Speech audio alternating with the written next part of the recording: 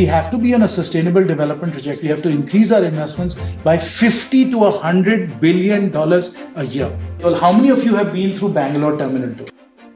Isn't it gorgeous? This is net zero India. We've shown we can do it, but we need to do it across India. And that's where the investment requires are. I think in adaptation story broadly, we haven't been as ambitious as we should have been about the role for private capital. Where can insurance make a difference? Where can novel building technologies make a difference? I call it the defining challenge of the opportunity, because this is going to affect every human being on this planet.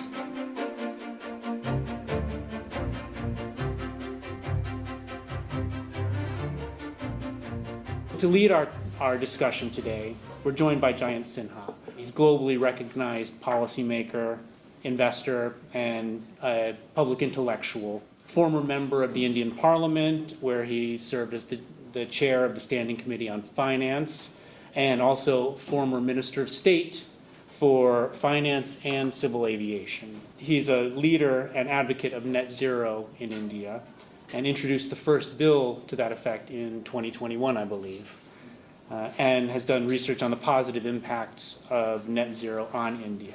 So he'll walk us through his thinking on these issues today and help lead our conversation about the current opportunities in India, the central role of finance and investment in building the energy ecosystem necessary to achieve the net zero goals. We have to find a new development trajectory.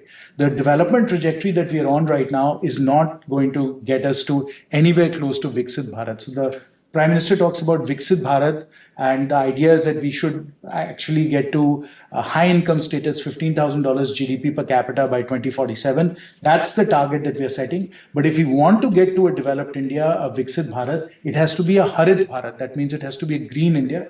And that's really around the advanced energy systems, which are represented, number one, by renewables, number two, by switching over our complete transportation system to electric vehicles. And there's 250 million vehicles in India. We have to turn that entire vehicle stock over. Then, of course, we need on the fuel side, whether it's fission, fusion, or biofuels, we have to really build that up in a massive way. And then, of course, global carbon markets, we have to create a carbon trading system and a carbon emissions system. That's the only way we're going to bring carbon down. So we need a completely different development model from what we have right now. It is a development model that actually China has shown the world that it can do. So if you look at China, you'll see that on each of those four pillars, they are by far the world leaders right now. I just had lunch with Dipinder. He'll tell us a little bit more about what China is doing in fission and fusion. But even in nuclear, China is doing extremely well. They're building out the biggest nuclear fleet on the planet. And in fusion research also, they are doing some amazing things. Dipinder and others who are investors in fusion will be able to tell us more about that. But if there's any country today that has mastered this development model, it's actually China. So we have to, even if it is from a competitiveness point of view, we do have to be able to match the Chinese model.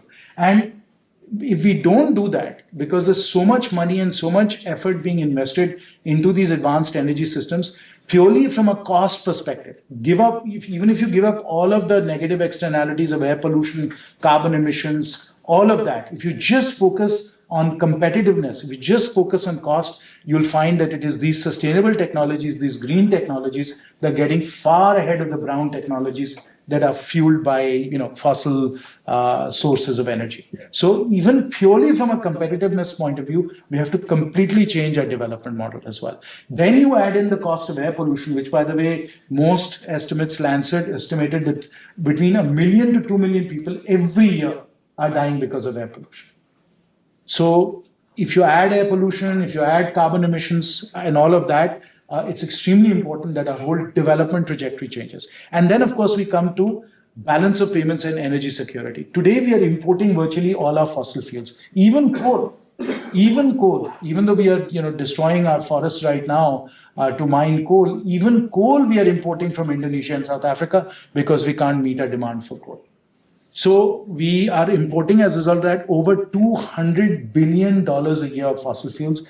India has imports of $600 billion a year, of which $200 billion are fossil fuels. And if it was frankly not for all of you sending remittances to India of $135 billion a year, or our tech services companies like Mastech, frankly, we would not be able to manage our balance of payments. And trust me, because I've been in the Ministry of Finance looking at our balance of payment situation and our overall current account situation as well. So unless we are able to bring down our fossil fuel consumption and move to a different set of energy sources, we will be in a situation by 2050 where we are going to have to import $1 trillion worth of today's dollars of fossil fuels as the economy quadruples in size, which it will at a 6% real growth. So that's what we are really talking about. Now, we've done a lot of modeling ever since those years of, 6-7 years ago where we didn't have the numbers. We built now a lot of modeling reports and done a lot of work to understand exactly how much capital is required if we were to switch our sustainable development trajectory. If we were to change the development trajectory that we are on right now, which is in fact the baseline scenario, and we move to either a low carbon scenario, which doesn't get us to net zero by 2070, or net zero by 2070, we are going to need trillions of dollars of incremental capex. And these numbers are enormous. Today, corporate capex in India, friends, is $60 to $70 billion a year. Total corporate capex in India. Everything that the Tatas are doing, Mahindra is doing, Adani is doing, Ambani is doing, you add it all up, it's $60 to $70 billion. What the models are telling us, the macro models that we built and tested across 2-3 different research groups, is that if we have to be on a sustainable development trajectory, which is what I was talking about earlier, we have to increase our capex, we have to increase our investments by $50 to $100 billion a year. So we have to double corporate capex to be on a net zero trajectory. That's the finance part of it. And unless we mobilize that kind of capital, there's no chance that we're going to bend the curve, which means we are going to be at 10 to 12 to 14 billion tons of carbon emissions, in which case we are on a terribly unsustainable trajectory globally. So bending the curve for India, putting that capital to work is vitally important, even if you're here in Palo Alto and you're not in Jharkhand or you're not in Delhi, because it's going to affect all of us. Jen, what percentage of GDP is that? Of course, that depends as we go along, but right now GDP is 4 trillion. Let's say we had $100 billion, so that would be 2.5% of GDP. Of investment. Right now, our investment rate is about 30% of GDP. So we'd have to increase it from 30 to 32.5%. But if you look at it from a corporate investment point of view, it's doubling corporate investment.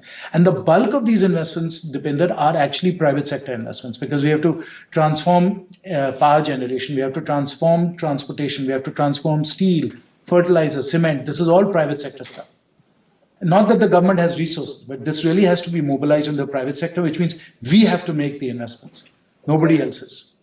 Let me just finish, then we can take questions and we'll have an open discussion. But the important thing I want to tell you all, how many of you have been through Bangalore Terminal 2? Isn't it gorgeous? This is net zero India. This is net zero India, right?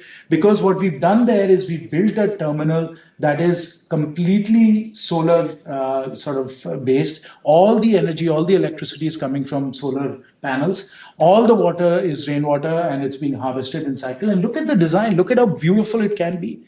This is the future, folks. This is the future we have to work towards. We can do it. We've shown we can do it, but we need to do it across India. And that's where the investment requirements are. I was, of course, the aviation minister when we built the terminal. So I take a little bit of credit for that. So that ultimately what we have to do is we have to find a way to creating this triple win, right? So there has to be a win for the global north, because obviously, you improve the environment and you are able to get capital from the north to the south. Obviously, it's better for the planet if we can be on a sustainable development net zero trajectory. And it's actually better for India as well. And I honestly believe that a lot of the challenges that we're seeing right now around migration into the global north, whether it's Europe or the US, and hey, they're eating cats and dogs in Springfield, right? I mean, that's kind of the rhetoric that we're seeing around immigrants in America right now.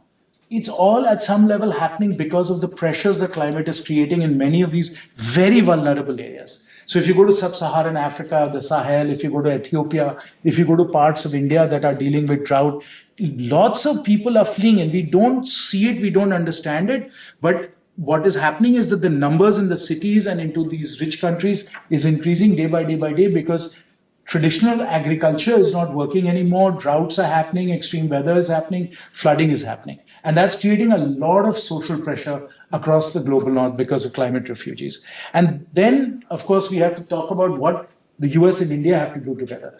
Trillions of dollars of private sector capital have to move from the US and other rich countries into India. Only then can we actually pull this off. And we also, and this has been a lot of my policy work across the G7, the G20, MDB reform, multilateral development bank reform, and so on, has really been to figure out ways in which we can create these kinds of blended finance instruments, where with a little bit of concessional or public capital and 80-90% of private sector capital, we can create the blended finance instruments that can massively scale up investments in the global south. Dhanpal is here from Eversource, and I'm also working with Eversource now. Eversource is a very good example of how we can create a blended finance type of capital stack that can enable capital flows. And there's about $1 billion that Eversource is investing in India, driven by these kinds of blended finance instruments. So we've been working on all of this for some time. Frankly, we've made very limited progress. And for all the reasons you know well, which is, the politics of the global north. But my story here, folks, is not of doom and gloom. I don't want to make this a doom and gloom story. It's not. It's actually a story of tremendous growth and development. And what I always tell people is try and understand how big this compounding can be. Over the last 20 years in our lifetimes, and all of us are a part of this, we have seen India's GDP go from $0.7 trillion to $4 trillion.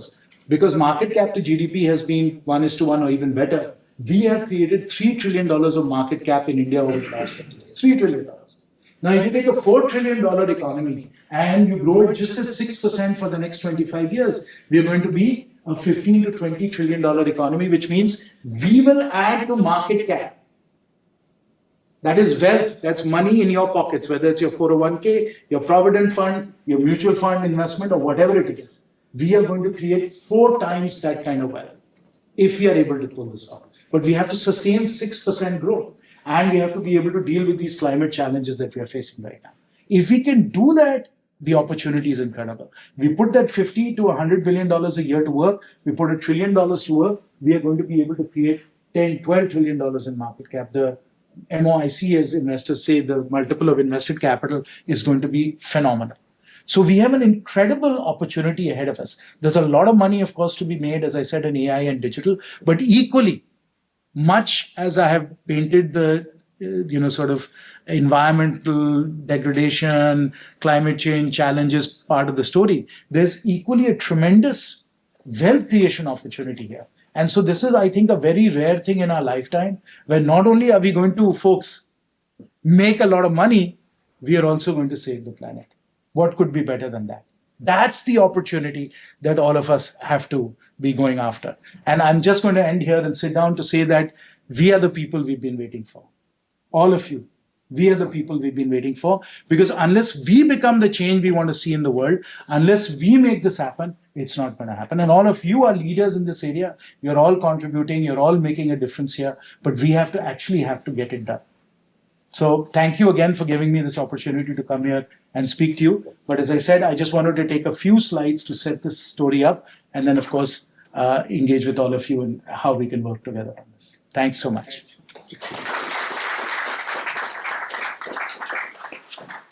I think in adaptation story broadly, we haven't been as ambitious as we should have been about the role for private capital. Where can insurance make a difference? Where can novel building technologies make a difference? Where can improved infrastructure play a role? And a lot of this is big projects that need to develop over a very long time period with dedicated patient capital.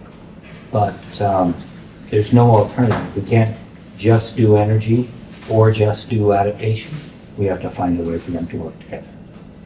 I call it the defining challenge of the opportunity, because this is going to affect every human being on this planet, which means there's a value creation that's picking up. It's going to affect every organization, business, nonprofits. It's going to affect every nation. And every country is starting from a different initial condition and a different boundary condition. But one thing that is common in all of them is that we need technology, as you pointed out, as finance needed. The policy will be dependent on the location, the boundary condition, and the initial condition. So I think India's policy seems to be very clear. Our policy is fluctuating, to be honest. But nevertheless, of all the institutions in civil society, academia, universities have to think long term. And it is with that in mind that we have launched the Doerr School of Sustainability. And this is obviously energy issues are very important. And energy, any decision on energies has to be long term, it's infrastructure related. And energy issues affect economic growth. I call it three securities: economic security, national security, as well as the environmental security, the air pollution, as well as the flora, fauna, all of that, and climate, of course. So given that, it's very important to think about it as holistically as possible. What happens in energy will affect water.